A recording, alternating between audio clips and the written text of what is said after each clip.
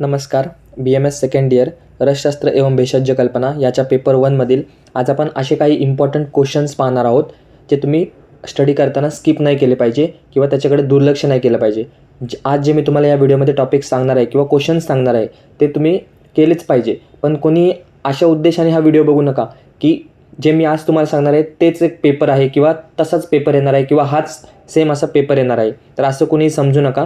फक्त ते तुम्हाला सपोर्ट म्हणून किंवा ते इम्पॉर्टंट टॉपिक्स आहेत जे तुम्ही चुकून तुमचा अभ्यास करताना स्किप करू नये म्हणून हा मी व्हिडिओ आज बनवत आहे. तर हा व्हिडिओ बनवत असताना मला मागील काही वर्षांचे प्रिव्हियस इयर MUHSचे क्वेश्चन पेपर, तसंच मागील वर्षाचा MUHSचा रसशास्त्राचा पेपर, त्यानंतर आपली NCISMची जी सिलेबस कॉपी आहे त्यामध्ये जे मार्कांचं वेटेज दिलेलं आहे किंवा खाली तुम्ही पाहू शकता की तिथे सेपरेट क्वेश्चन वाईज वेटेज दिलेलं आहे किंवा समजा must to know, desire to know, हे टॉपिक ह्याचं सर्व ॲनालिसिस करून मी काही क्वेश्चन्स तयार केलेले आहेत जे खूप इम्पॉर्टंट आहेत रसशास्त्र पेपर 1च्या दृष्टीने. तर तेच आपण आज या व्हिडिओमध्ये पाहणार आहोत. तर पहा, रसशास्त्राचा पेपर 1 आता तुमचे पेपर खूप जवळ आलेले आहेत. 9 ते 10 दिवस राहिलेले आहेत रसशास्त्राच्या पेपरसाठी. तर व्यवस्थित स्टडी करा. जे काही स्टडी कराल ते खूप व्यवस्थित करा जेणेकरून तुम्हाला एक्झाममध्ये जे तुम्ही वाचाल ते सर्व तुम्हाला आठवेल. तर शॉर्ट आन्सर क्वेश्चन्स म्हणजे 5 मार्कांच्या क्वेश्चनमध्ये तुम्ही आयुर्वेद या औषधी निर्माण विकास क्रम व्यवस्थित 1, 1.5, 2 पेजचा आन्सर तुम्ही तयार ठेवा जेणेकरून पेपरमध्ये पडल्यास ते तुम्ही लिहू शकता. त्याच पद्धतीने रसशाळा आपल्याला सुरुवातीला रसशास्त्रामध्ये आहे. तर त्याचं निर्माण कसं करतात किंवा काय ते दिशा वगैरे सर्व एकदा पाहून घ्या, त्याचा इतिहास पाहून घ्या. त्यानंतर परिभाषाची व्याख्या आणि त्याचं महत्त्व. तर परिभाषाची जी कॉमन व्याख्या आहे किंवा सुरुवातीची जी व्याख्या आहे ती आणि त्याचं महत्त्व काय आहे रसशास्त्रामध्ये तर ते एकदा करून घ्या. ते सुद्धा SAQ प्रिव्हियस इयरला पडलेलं आहे. त्यानंतर शोधन व मारण यांची व्याख्या, सोबतच त्यांचे एक्झाम्पलसुद्धा महत्त्वाचे आहेत. त्यापैकी कोणतंही तुम्हाला विचारलं जाऊ शकतं एक.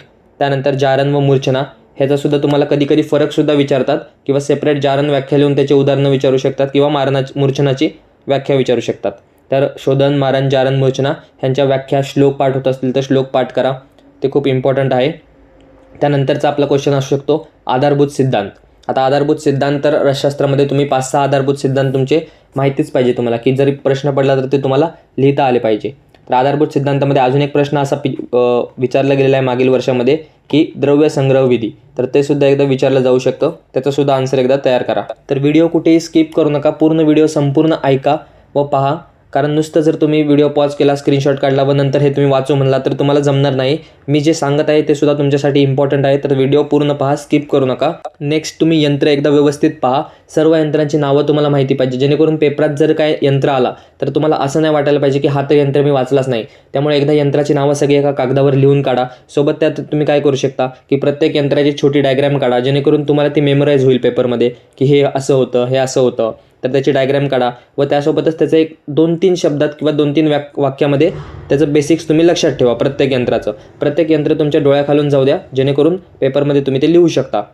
त्यानंतर नेक्स्ट यंत्र, पूट आणि मुषा या तिघांच्याही तुम्हाला व्याख्या पाठ पाहिजेत. श्लोक येत असतील तर श्लोकसुद्धा पाठ पाहिजे. त्यासोबतच त्यांची तुम्हाला थोडक्यात माहिती पाहिजे. म्हणजेच त्याची संख्या, यंत्राची संख्या किती आहे, पुट किती आहेत, मुशांची संख्या किती आहे, त्यांचे कोणते प्रकार असतात. तर हे जनरल माहिती तरी तुम्हाला कमीत कमी माहिती पाहिजे. त्यानंतर रसद्रव्य परिचय 3 यावरून तुम्हाला सुधा, गौरी पाषाण, सस्यक आणि कासिस ह्या 4 द्रव्यांना जरा स्पेसिफिक लक्ष द्या. ह्याच्यावर प्रिव्हियस इयरला क्वेश्चन विचारले गेलेले आहेत. त्यानंतर सोबतच रसद्रव्य परिचयमधील इतर द्रव्य सुद्धा तुम्ही शॉर्टमध्ये एकदा वाचून घ्या. पण सुधा, गौरी पाषाण, सस्यक आणि कासिस याला जास्त लक्ष द्या. त्यानंतर उपकल्पना. आता उपकल्पनामध्ये चूर्ण कल्पना हा प्रिव्हियस इयरचा क्वेश्चन आहे. त्यानंतर अर्ककल्पना विचारला जाऊ शकतो. त्यानंतर क्वाथाच्या उपकल्पना त्यासुद्धा खूप इम्पॉर्टंट आहेत. त्यातील एक कल्पना तुम्हाला विचारू शकतात. तर उपकल्पनाचा अभ्यास करताना या गोष्टींचा लक्षात ठेवा. नेक्स्ट तुम्हाला अवलेह किंवा स्नेहकल्पनावर देखील SAQ विचारला जाऊ शकतो. कधी अवलेह सिद्धीची लक्षणं विचारतात. त्यानंतर स्नेहकल्पनेचे प्रकार वगैरे असं विचारलं जाऊ शकतं किंवा स्नेहसिद्धीची लक्षणंसुद्धा विचारले जाऊ शकतात. तर दोघांचीही सिद्धी लक्षणं पाठ करा.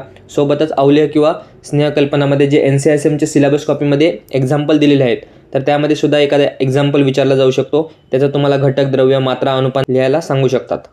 त्यानंतर अजून SAQमध्ये लक्ष देण्यासारखं असं आहे की पारद, अभ्रक, शिलाजतू, हिंगूळ, कंपिलक किंवा गंधक या द्रव्यांपैकी एका द्रव्यावर तुम्हाला SAQ विचारले जाण्याची शक्यता आहे.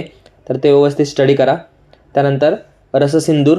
आता जे आपण मगाशी कल्पना पाहिल्या तर त्यामध्ये रससिंदूर किंवा ताम्रगर्भ पोटली किंवा लोहपरपटी हे जास्त विचारण्याचे चान्सेस आहेत. त्यामुळे त्याचे घटक द्रव्य, त्याचा संदर्भ, त्यानंतर मात्रा, अनुपान, रोगघनता ह्या गोष्टी लक्षात ठेवा, पाठ करा.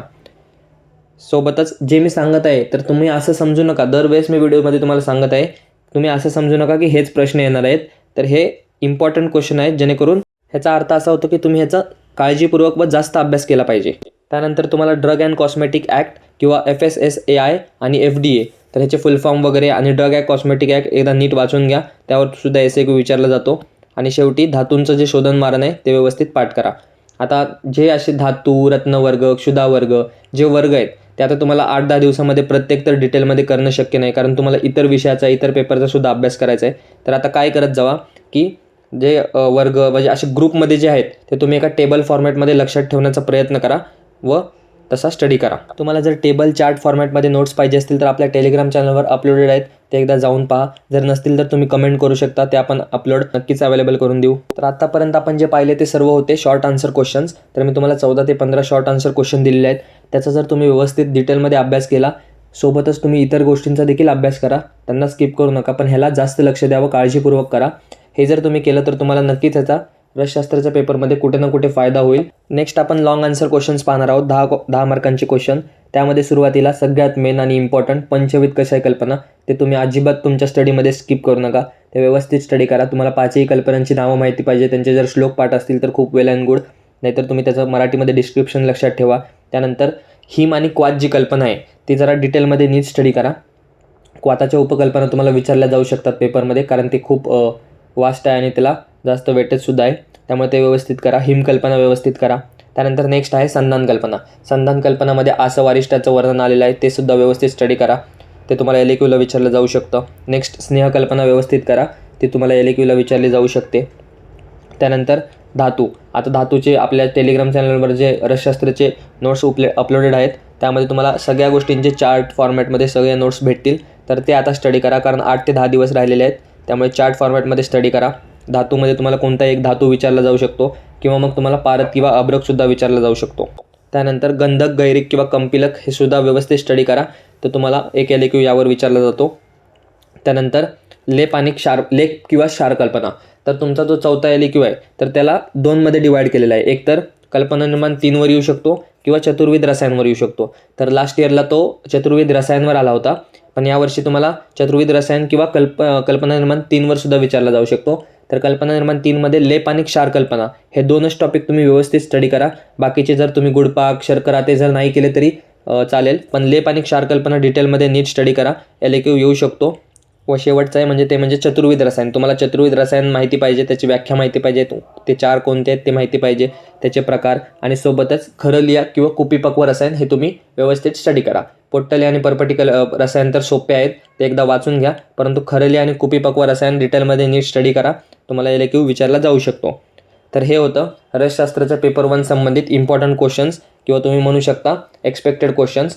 तर आता तुम्ही पाहू शकता की काही जण आता गेस्ट पेपर टाकतील, किंवा 1-2 दिवस आधी गेस्ट पेपर किंवा सॅम्पल पेपर असं टाकतील. तर त्यापेक्षा मला ही कन्सेप्ट बरी वाटते की मी तुम्हाला इम्पॉर्टंट क्वेश्चन्स दिलेले आहेत, तर तुम्ही ह्यानुसार जर आत्तापासून स्टडी केला, 8-10 दिवस बाकी आहेत, तर असे तुम्ही स्टडी केला. माझा उद्देश असा आहे की तुम्ही हे गोष्ट स्किप नाही केली पाहिजे, किंवा कारण हे खूप इम्पॉर्टंट आहेत. हे जर तुम्ही स्किप केलं तर तुमचं पेपरमध्ये तुम्हाला प्रॉब्लेम येऊ शकतो, त्यामुळे ह्या गोष्टी स्किप करू नका. गेस्ट पेपर वगैरे ते ठीक आहे, पण तुम्ही इम्पॉर्टंट क्वेश्चन्सकडे लक्ष दिलं पाहिजे, कारण गेस्ट पेपर तुम्ही नाही म्हणलं तरी 1-1.5-2 दिवस आधी येतात. मग 2 दिवसात तुम्ही किती करणार, तर तुम्हाला पूर्ण करणं शक्य आहे का, तर तुम्ही आत्तापासून चालू केलं पाहिजे. तर हे सर्व क्वेश्चन तुम्ही स्टडी करा. काय अडचण असेल तर तुम्ही कमेंट करू शकता, टेलिग्रामवर मेसेज करू शकता. तसंच आज जे आपण व्हिडिओमध्ये सर्व क्वेश्चन पाहिले ते त्याच्यासुद्धा आपल्या चॅनलवर नोट्स अपलोडेड आहेत. तुम्हाला काही शंका असेल तर तुम्ही प्लेलिस्टमध्ये जाऊन पाहू शकता. व्हिडिओ आवडला असेल तर चॅनलला सबस्क्राईब करा, व्हिडिओला लाईक करा, तुमच्या इतर मित्रांमध्ये शेअर करा. भेटूया असंच एका नवीन व्हिडिओमध्ये नवीन टॉपिकसोबत. धन्यवाद. So guys, subscribe Ayurveda Essence for more such videos. You will get all handwritten notes here.